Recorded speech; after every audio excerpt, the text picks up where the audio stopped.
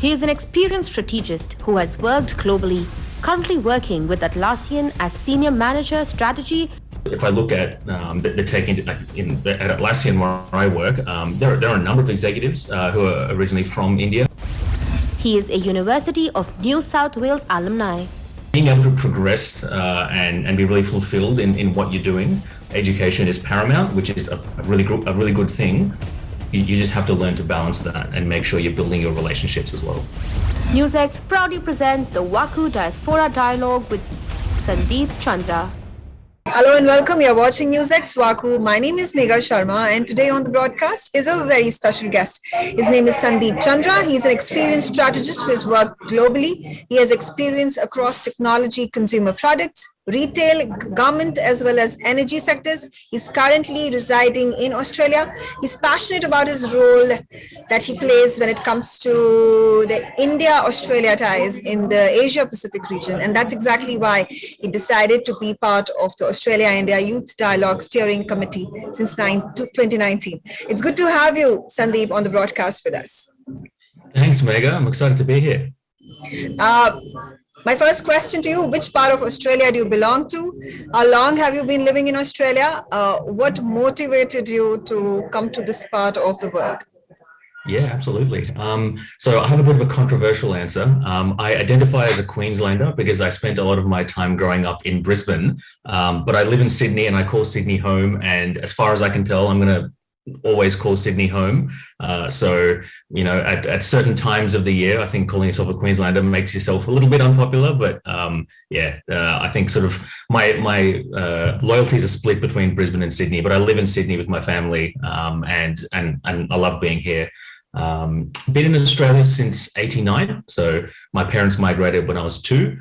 We moved to Melbourne originally, then sort of moved around Australia, but sort of ended up gravitating towards Sydney, which is just a beautiful city to live in. To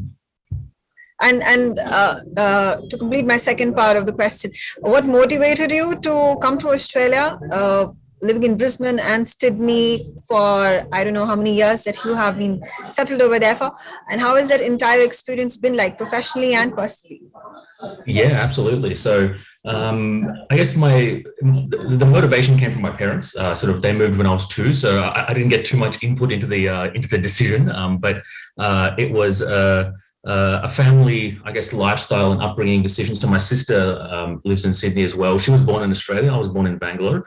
And sort of moving around Australia gave me an appreciation for, I guess, different styles of living. So we lived in metro areas, we lived in rural areas. I loved both. And so doing high school in country New South Wales, a small town called Orange, was what a fantastic experience that was. But it also showed me that I wanted to be in Sydney professionally. And so sort of the formative years were kind of in Melbourne, Brisbane, Orange, but then my professional years, if you like, have been in Sydney. So I went to university at the University of New South Wales in Sydney, got my job here, and then I've had a few sort of changes in direction during my career, but sort of all of them have led me to just better, more motivating things in my view, and all of which are in Sydney. So it's the city that I think that I will be calling home for a while yet. Sandeep, also talk to us about your work. What exactly is it that you do? You talked to me about working for government as well as energy sectors, retail, consumer products, technology. Is that what is something that you enjoy doing, passionate about, and what tipped you towards this direction?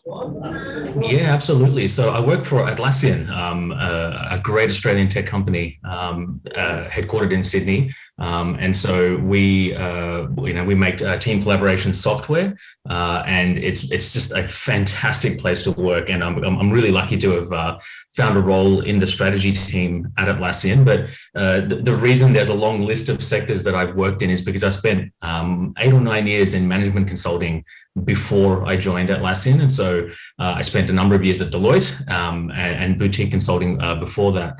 and it was just an amazing experience to be part of a really energizing, high-performing sector and place to work in consulting. And it was also the trigger for me to get an interest in the Asia Pacific region. And so working on the corporate side of multilateral diplomacy, it almost felt like I was working for the UN on certain projects in the way we were working with business leaders from 7 countries with competing priorities, with a mutually agreed goal in mind, and that was just an amazing experience. And so I thought, I would like to get involved in this in a meaningful way and work with young people consistently in that space. And that's what led me to the Australia-India Youth Dialogue as well. So consulting kind of really was an eye-opening experience for what was going on between countries and how people really make decisions on a macro scale. And then the shift to Atlassian was really my interest in tech and strategy coming together. So doing some really fantastic work for a multinational tech company based in Sydney. Just really, it's reasonably new. I've been here about 4 months, just over 4 months, and absolutely loving it. So it's and are there a lot of Indian Australians that are working in your organization, especially or in the industry that you specialize in, technology, corporate management, corporate policy making, public policy making? Has there been a tectonic shift in the percentage of Indians living in Australia and picking up these jobs? Oh, absolutely. I mean, if you talk about the tech industry, I think that's what a lot of expat Indians are almost famous for, right? But if I look at the tech at Atlassian where I work, there are a number of executives who are originally from India, and it's always cool to see an Indian name when they announce a new leadership position. But I think there's definitely a lot of goodwill and a lot of history in people bringing in Indian leadership for within tech companies, and we can see that across. You look at Microsoft, look at Google.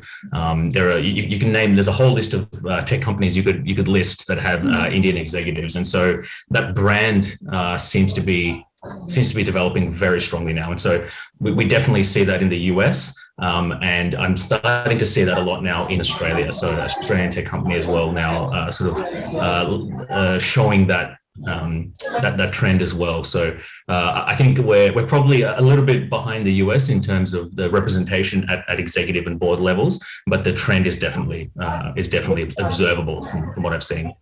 That's brilliant. You've talked about you getting a hands-on experience when it came to corporate policy making, which also put you in touch with diplomacy about the Indo-Pacific region, Asia-Pacific region on a larger scale. Was that also a reason behind the incentive that you had to join the Australia-India Youth Dialogue back in 2019? Yeah, absolutely.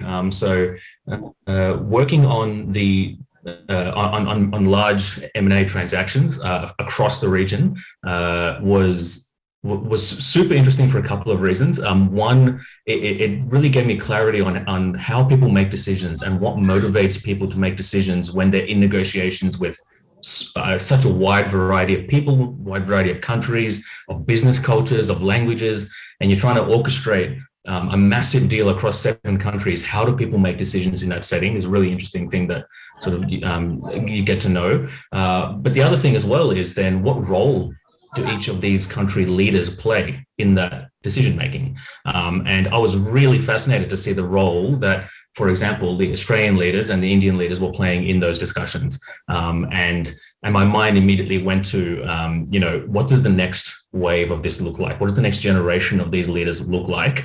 And who's helping work with that next generation of leaders? And how can I get into this? That was definitely a trigger for wanting to be more involved. And then as I became aware of the AOYD and our mission and the rich history of bringing together young people between Australia and India, I thought, this is a perfect fit for what I've just become interested in. And I've been involved now for a few years and have loved being involved. Okay, that's interesting. Are there any specific ideas, objectives, goals that your community building that you have created by way of Australia-India Youth Dialogue looking to achieve in the coming months, years, perhaps also dealing with the policy makers in allowing for welfare and benefit of the Indian community living in Australia, specifically Sydney? Yeah, so one thing I guess definitely to note is that we are approaching our 10th dialogue as an organization in early next year, which is a really exciting milestone for us to hit. And so I think the elephant in the room, if you're going to be having multilateral talks at this point, is the COVID recovery. And so what is the role of young people in both of our countries to assist with and accelerate the recovery from the pandemic?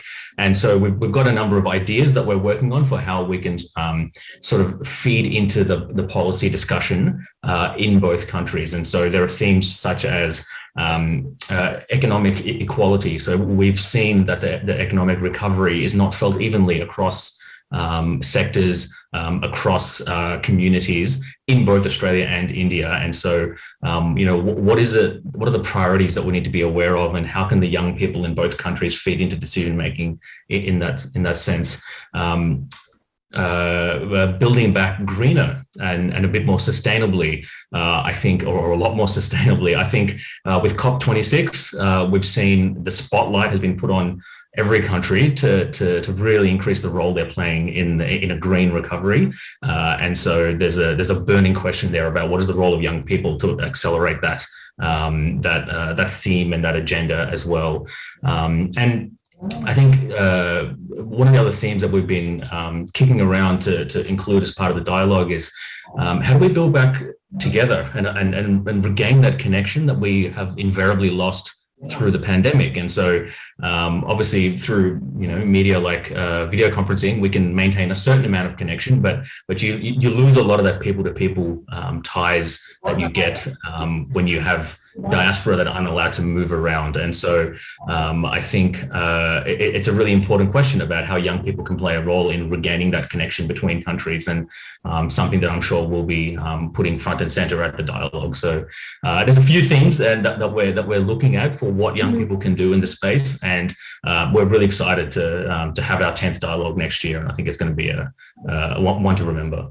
Okay, all right. Those are all important, pertinent issues that you raise, especially when it comes to the Indian community and the relationship that also needs to be given the impetus between India and Australia. Not to mention, this is obviously discussed at diplomatic levels and the Ministry of External Affairs levels and Prime Minister levels, be it the meetings that have happened virtually and physically between Prime Minister Modi and Scott Morrison. So obviously the ball starts to turn and move, and it gives a massive impact even at the corporate levels. Like you said, technology and several other public policy aspects as well. And finally, before I let you go, Sandeep, I would like to also understand from you a message that you would like to give to Indian Australians. You are a second generation Indian Australian. Obviously, the challenges that you might have faced in settling yourself, your family, your professional career, and personal life would be much lesser than perhaps what your parents have had to go through. Bringing their roots together in an alien land, and also to those who are watching this broadcast in India and looking to diversify, become the next diaspora generation in Australia. What is it that you would like to tell them? Yeah, absolutely. I think my experience, I guess, professionally in Australia has shown that being able to progress and be really fulfilled in what you're doing, education is paramount, which is a really good thing. You just have to learn to balance that and make sure you're building your relationships as well. Absolutely. It's been a pleasure talking to you, Sandeep, and it's good to have you on the broadcast, share your experiences as an Indian Australian, and sending out that very important, crucial message to everybody who's watching this Diaspora broadcast on the NewsX VaKu Diaspora Broadcasting Network. On that note, I'll slip into a short break and continue watching NewsX VaKu.